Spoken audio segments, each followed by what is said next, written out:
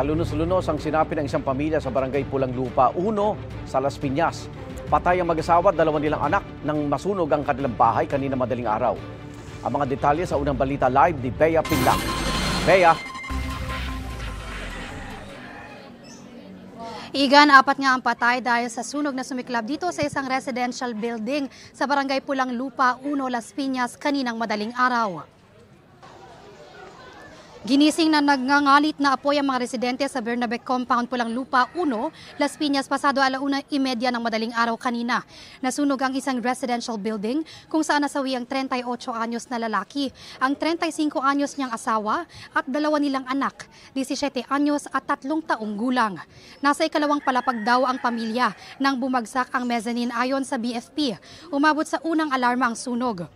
Hindi bababa sa 4 na fire truck ng BFP ang rumesponde at tuluyan itong naapula pasado 2:30 ng madaling araw kanina.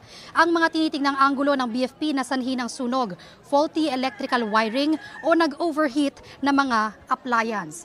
Igan, nasa 600,000 ang tinatayang halaga ng pinsala ayon sa Bureau of Fire Protection. Yan muna ang latest mula rito sa Las Piñas. Bea Pinlac para sa GMA Integrated News.